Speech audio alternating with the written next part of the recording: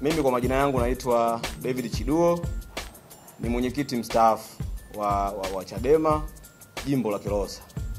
Nimehudumu katika kipindi cha miaka 5 nikiwa mwenyekiti wa jimbo la Kilosa. Kwenye uchaguzi huu wa ndani ya chama mimi sikugombea kabisa. Lakini chama hichi cha Chadema niliingia mwaka 2012. Na ziko sababu zilizonifanya mimi Chiduo niingie Chadema. Kwa sababu kwenye eneo letu na familia yetu kwanza wengi sasa ni CCM.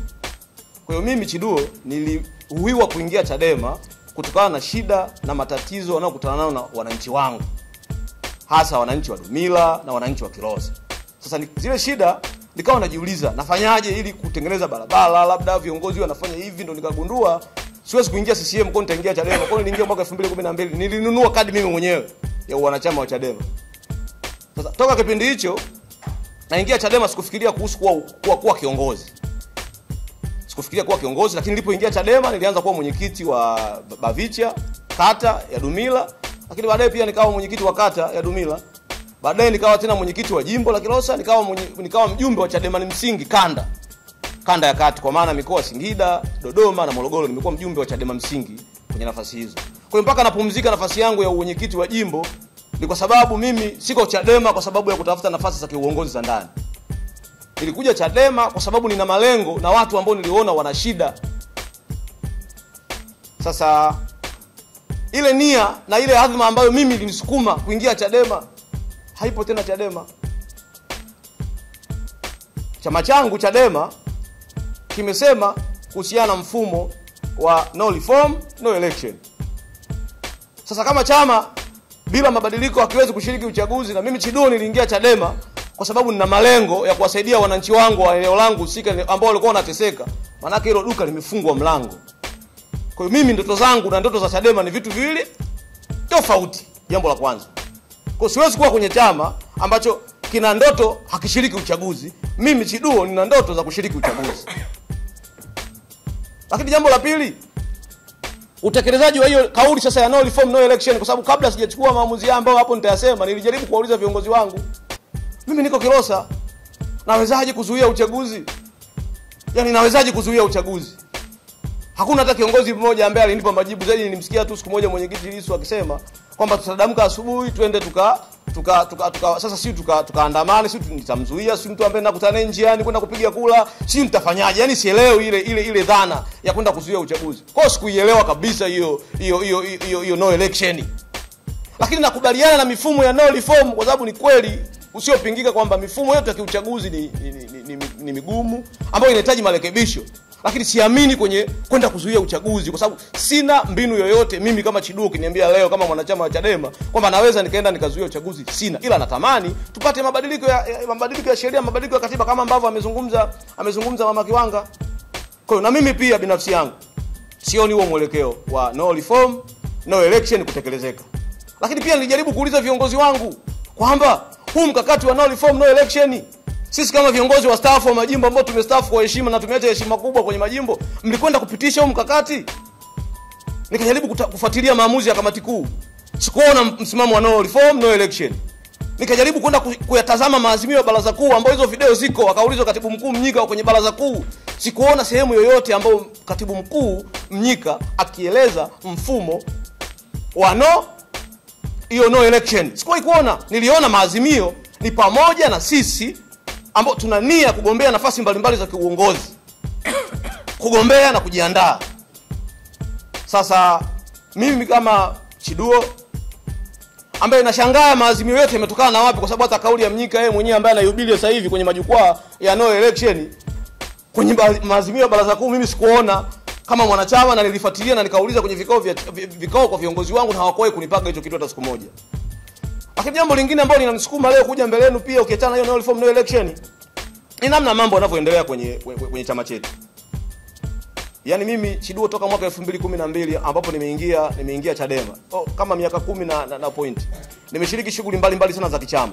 Ni kati ya vijana ambao wamejitoa sana kukisaidia hichi chama na kukijenga chama kwa jasho na damu. Toka 2018 zaidi ya miaka 4 mpaka 2024 mimi niko field na kijenga hichi chama. Hii Chadema ambayo leo ilikuwa haipo kabisa, ukipita sehemu unafanya kuitafuta.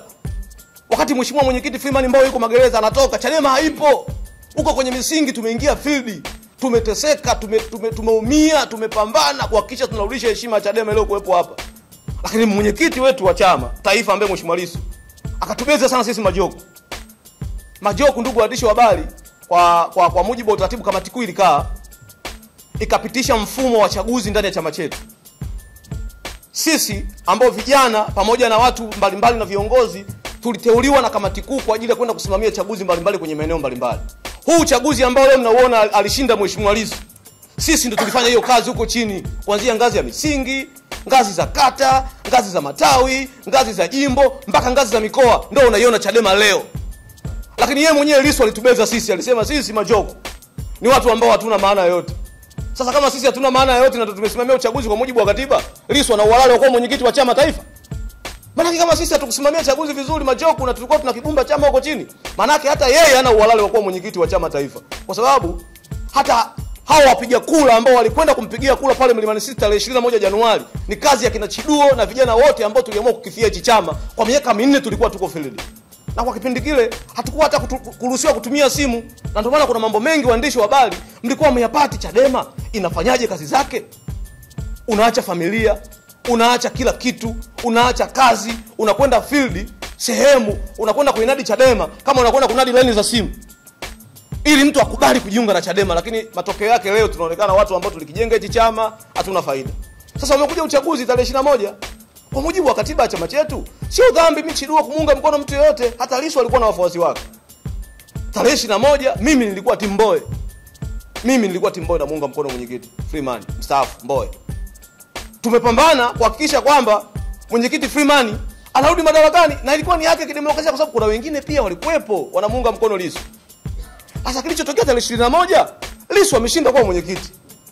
Baada ya Lissu kushinda kuwa mwenyekiti, sisi tuliokuwa timu Mbowe ilibidi tukubaliane na matokeo, kwa sababu aliyeanza kushindwa alikuwa ni mwenyekiti Freeman, ambaye yeye alianza kumpongeza Mheshimiwa Lissu na kuwataka wafuasi na wanachama wote wa Chadema kumuunga mkono Mheshimiwa Lissu. Mbowe alitweet na aliandika. Lakini bado Mheshimiwa Mbowe alitoa ushauri wake kwenye chama kwa namna ambavyo tunapaswa kuponyana majeraha sisi, kwa namna ambavyo tulifanya kampeni ambazo hazina ustaarabu, kampeni za kuchafuana. Na ndio maana waandishi wa habari sasa hivi hamsikii maneno ya Mama Abduli. Hamsikii tena Mbowe kukibagaza chama. Mnasikia maneno? Hamsikii. Kwa nini amuulizi haya maneno? Zile rushwa alizokuwa anasemewa Mbowe, kwa nini sasa hivi pale makao makuu asizioneshe hizo dokumenti?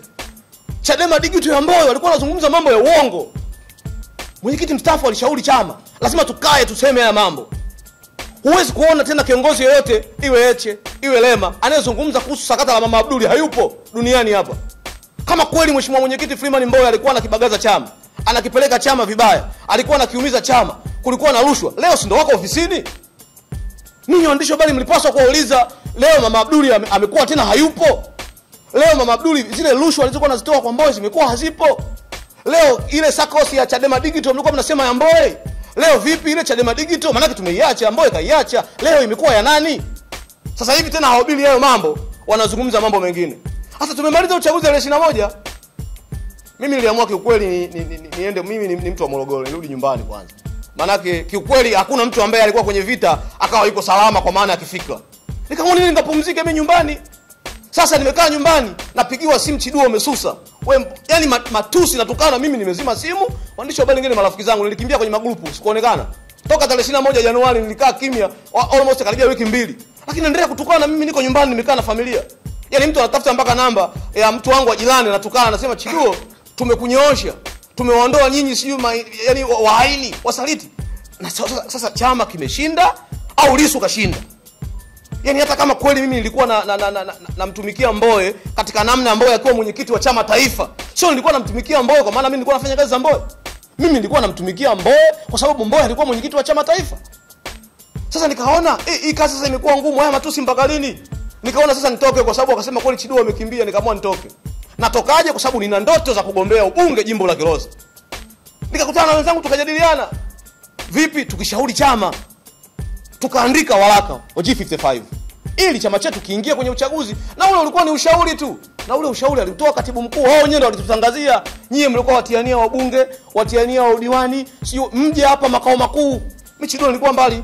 Tukakubaliana, tukapeleka ushauri wetu kwa katibu mkuu, ambao mpaka leo katibu mkuu hajaujibu huo ushauri.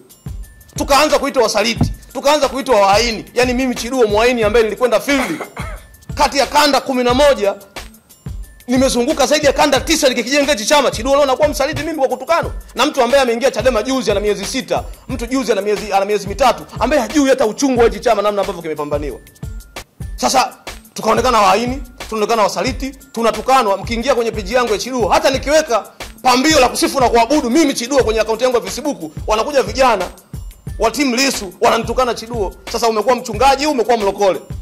Sasa najiuliza, tuna upendo kwenye hichi chama au tunatengeneza kubaguana? Kwa hiyo kwa muktadha huo na mambo mengi ambayo nayaona kabisa ndani ya chama hayawezekaniki, kama hayo ambayo nimesema kuzuia uchaguzi. Ndugu zangu waandishi wa habari, nyinyi mnajua mashahidi. Lissu yuko jela. Hakuna mtu ambaye anapenda hicho kitu kukaa jela. Mimi nimekaa jela Kilosa siku zaidi ya 14 nikipambania hichi chama. Nimepata ajali nilikuwa natoka Tabora naenda Kigoma kufanya kazi za chama, bega hili nimeshtuka. Mimi sije kutibiwa na chama. Nilijitibia mwenyewe kwa gharama zangu na nikaa nafanya kazi za chama. Kwa kila mtu ana madhila ambayo ameyapata kwenye hichi chama. Yaani kila mtu ana namna ambavyo ana mateso yake ameyapata. Kama ambavyo Lissu alishambuliwa na risasi, ndivyo ambavyo Chiduo na mimi nilikutana na matatizo yangu kwenye hichi chama. Na matatizo hayana madogo, hayana makubwa, kwa sababu yote yanalenga damu, yanalenga uhai. Sasa leo tunahamasishwa tukapambane, tukazuia uchaguzi. Lissu familia yake iko Ulaya. Mke wake Lissu yuko Belgiji, wanae Lissu wako Marekani. Wamechukua uraia wa Marekani. Sasa leo mimi Chiduo mwanangu yuko pale Dumila, niende nikazuia uchaguzi. Nawezaje hicho kitu? Lema anayezungumza mpaka leo familia yake iko Canada.